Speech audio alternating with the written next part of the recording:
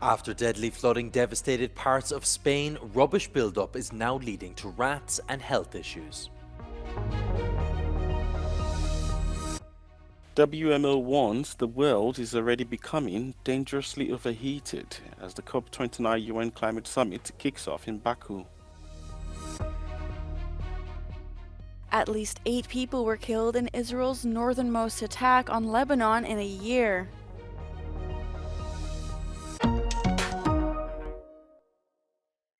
The world is already becoming dangerously overheated, and the pace of climate change is accelerating, according to the World Meteorological Organization.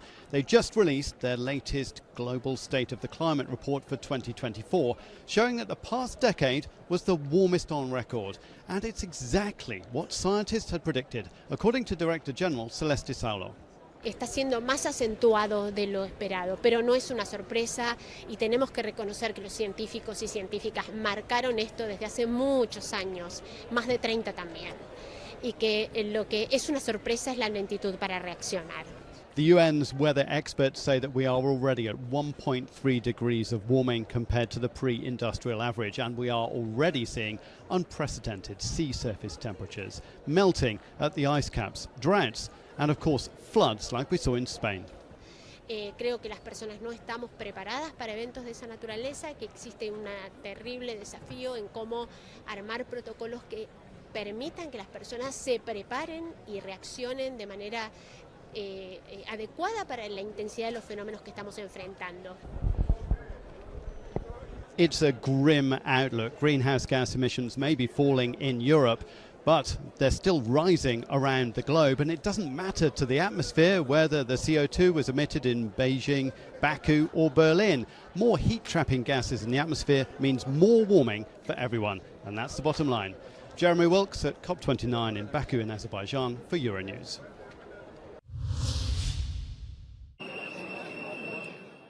Thousands of anti-government protesters marched in the Serbian capital, demanding the resignation of top officials after a concrete roof at a railway station collapsed and killed 14 people earlier this month. Those rallying in Belgrade blamed the collapse of the roof on rampant corruption and sloppy renovation work on the station building in the northern Serbian city of Novi Sad. The several thousand protesters demanded that the Serbian Prime Minister and his government step down and that those responsible for the collapse be arrested. Authorities have opened an investigation and the Serbian construction minister resigned last week. But no one has yet been charged with the incident, which occurred on November the 1st. Serbian government officials have promised full accountability, but there is widespread skepticism as the populace control both the police and the judiciary.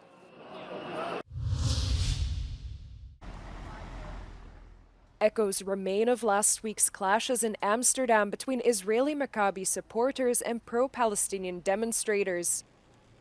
Dozens of European leaders condemned the attack as targeted and anti-Semitic, but many took to social media and claimed the Israeli football fans provoked the violence. Euronews went to Amsterdam and spoke with representatives of different communities, revealing that Thursday's incident is much more nuanced than initially appeared.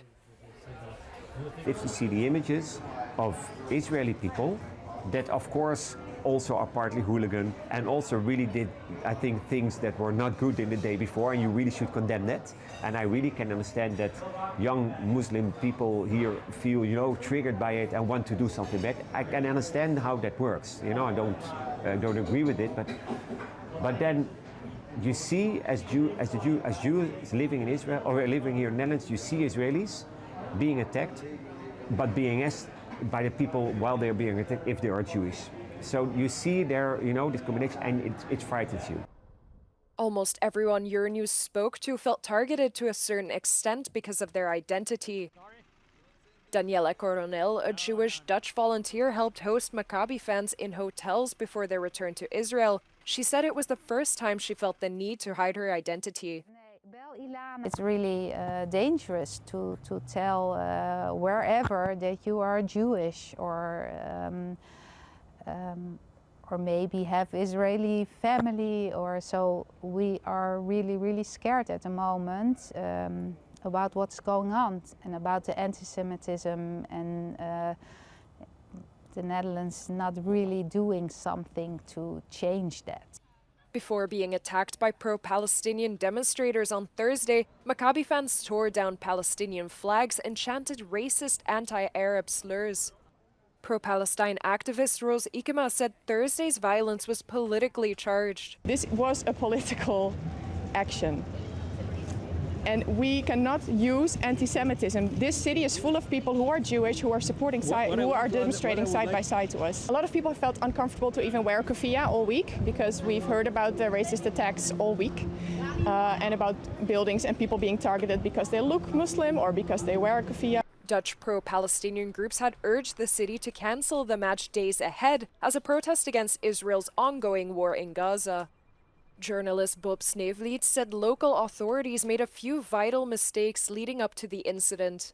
First of all, banning the legal demonstration, because then people would have been in one place. The authorities know how to deal with these situations. And secondly, allowing Maccabi hooligans for 2 days to roam the streets and intimidate people.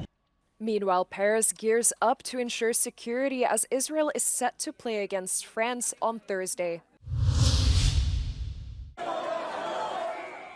Authorities in Valencia have ruled out any imminent resignations from the regional government as anger continues to grow over the response to catastrophic flooding.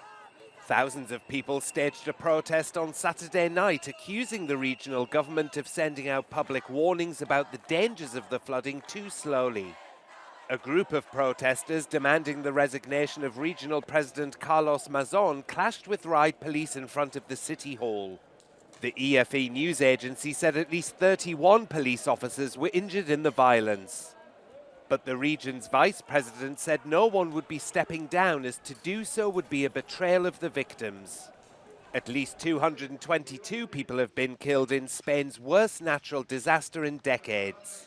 The flooding started after torrential rain lashed the eastern region of Valencia on the 29th of October, with some areas receiving a year's worth of rain in just 8 hours. The central government in Madrid has mobilized thousands of troops and police officers to help with relief and cleanup operations. And thousands of ordinary citizens have also stepped up to help, with no definite estimate as to exactly how many have come forward. The full extent of the damage is unknown, but Spain's Consortium for Insurance Compensation estimates that it will pay out at least €3.5 billion in compensation.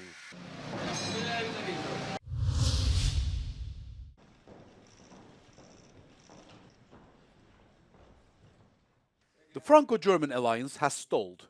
Weakened domestically, both governments now face greater challenges in promoting their agendas in Europe. In Germany, the traffic light coalition fell apart after the finance minister's dismissal. In France, Macron's political support has significantly eroded. The snap elections in France throughout the summer really weakened Macron and impacted his, room for maneuver in the European discussions on common debt. For instance, when the Draghi paper came out, he was in a much weaker position to push for this than before the snap elections and the European elections. Similar for Scholz, who now hasn't been invited by the Polish Prime Minister Donald Tusk to a European meeting that President Macron, the leader of the United Kingdom, Keir Starmer, and others will attend. After Donald Trump's election, Polish Prime Minister Donald Tusk announced plans to meet with European leaders to discuss EU defense policy. NATO leaders, along with those from the UK, France, the Baltics and Scandinavia, will be invited. Yet, German Chancellor Olaf Scholz hasn't received an invitation. Germany's political crisis couldn't come at a worse time. With Trump soon returning to the White House, he may attempt to sow divisions within the EU.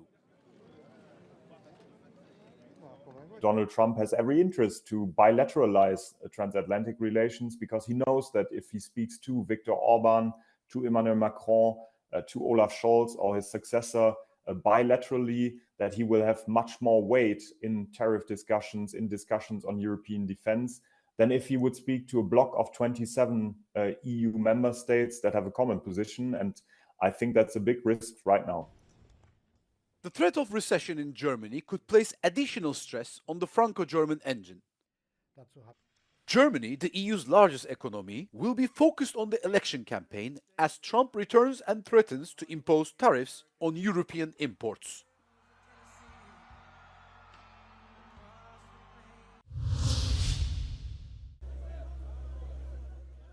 At least 8 people were killed in an Israeli airstrike on northern Lebanon on Monday, according to Lebanon's health ministry. The attack marks the northernmost point attacked so far by Israeli forces since a year of fighting, in a village far from the Hezbollah militant group's main areas of influence in the south and east. On Tuesday, at least 14 Palestinians were killed in 2 separate strikes on northern Gaza, one of which hit a cafeteria in the Muwasi humanitarian zone west of the city of Khan Yunis. Officials at the Nasser hospital where the victims were taken said 2 children were among the dead. Meanwhile, Israel's finance minister said he will push for Israel to annex parts of the occupied West Bank after Donald Trump takes office. שקובעת שממשלת ישראל תפעל מול הנשיא החדש מול הממשל החדש, של הנשיא טראמפ, מול הקהילה הבינלאומית, להחלת הריבונות הישראלית ביהודה ושומרון, בהכרה אמריקאית ובינלאומית, ולסיום הסכסוך הישראלי-ערבי במזרח התיכון. The call was quickly condemned by EU top diplomat Joseph Borrell in a post on X, who called it a clear step towards illegal annexation.